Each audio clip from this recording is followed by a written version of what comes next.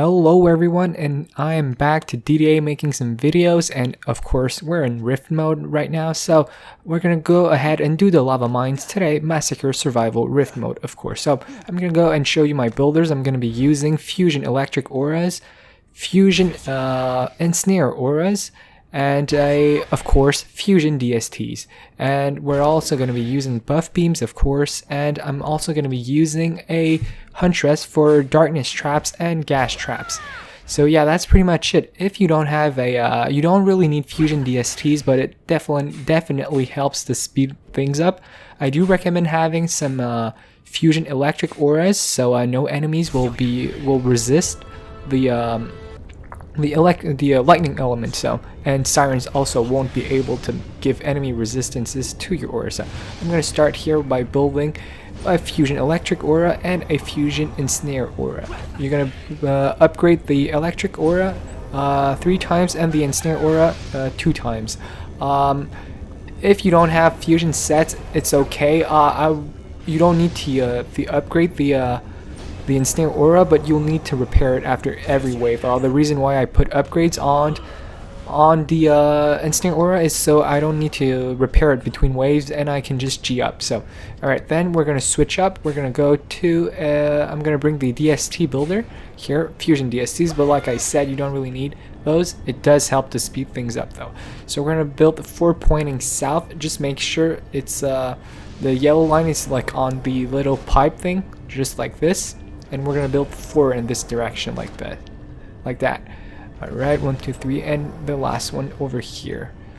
All right, and we're gonna build 3 more DSTs pointing on the little totem thing, glowing in blue, just like that. So it's gonna get the flowers lane and the copters.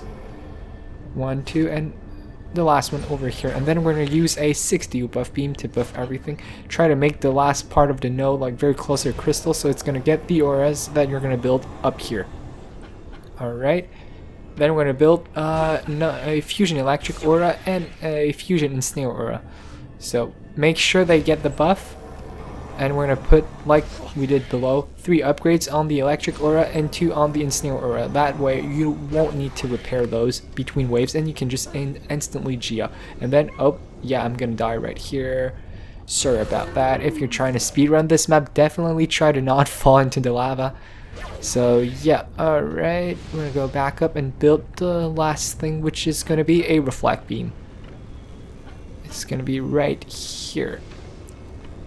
It's not very necessary, but sometimes very rarely, an ogre will try to throw a cobalt at you, and from an ogre coming from north, but usually the cobalt hits the floor or something. So alright, we're gonna be playing on a monk, a boost monk with a striking gemstone. We're gonna use the gemstone to boost those 4 DSTs pointing south, so they're gonna be able to get everything south, just like this. And then it's pretty much GG. You're just gonna be on your boost monk and boosting your towers. North, we don't really need traps, since your boost is gonna boost your boost monk is gonna boost the aura, so enemies usually won't get the crystal, but you do want to watch out for something.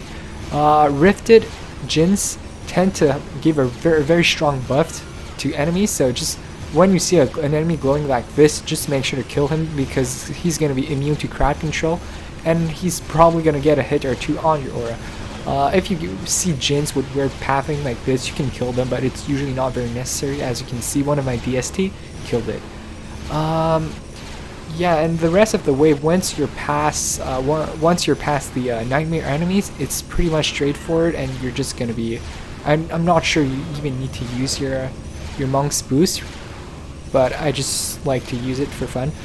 And yeah, I also wanted to add, if you don't have Fusion Electric Auras and Fusion Ensnare Auras, some enemies are gonna get past your auras. Poison resistant enemies won't get affected by the Ensnare Aura, and lightning resistant enemies won't get hit by the lightning aura. So I suggest removing 1 DST, probably 1 pointing south, so you're going to have 3 pointing south and 3 pointing north.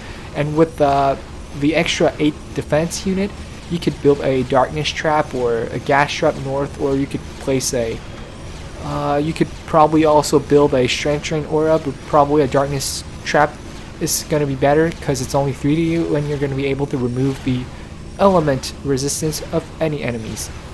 Like I said, fusion electric auras and ensnare auras are preferable, since even sirens won't be able to give resistance to those. So yeah, that's pretty much it. We're nearing the end of the wave.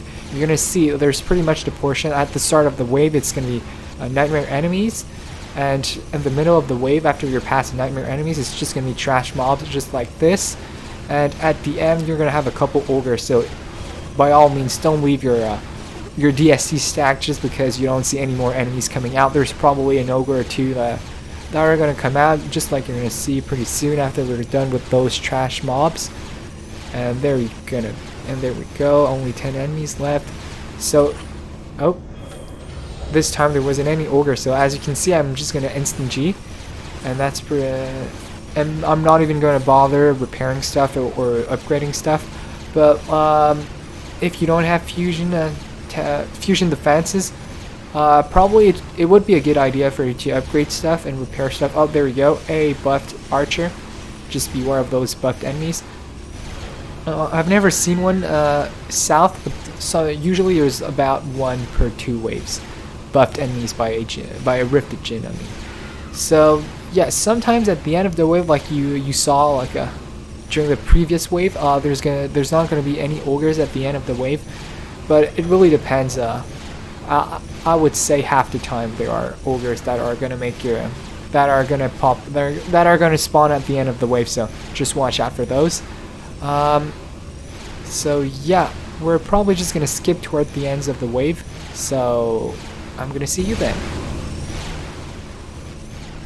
Alright, so I'm just going to jump towards the end of wave 24 because I'm going to show you what happens sometimes when you get a lot of ogres at the end of the wave. So as you can see, we're going to clear the last trash mobs. There are 2 ogres that are going to come out, and there's going to be 3 others, which is really unfortunate. I mean, there's going to be 1 other. Just like that. And then sometimes there's going to be a little delay before he comes out, so this is going to slow you down sometimes, but nothing you can do about that. And there we go. Alright, so now I'm just going to jump towards the end of wave 25, the last wave.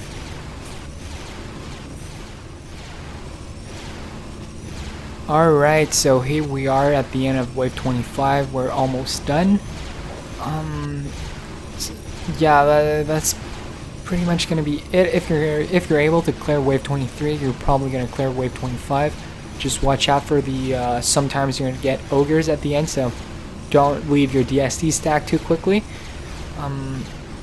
Yeah, so you're going to get the fusion primitive helm here and the militia gloves here, I believe. So I know this is not going to be a map a lot of people farm once they get their primitive helm. But yeah, I'm trying to get a militia set. You're going to be here. So there we go. The primitive helm. A decent one. Not a great one, but it's a usable one. And a pretty nice militia glove for DPS. So yeah, that's going to be it for today. Guys. I'm going to see you in the next video.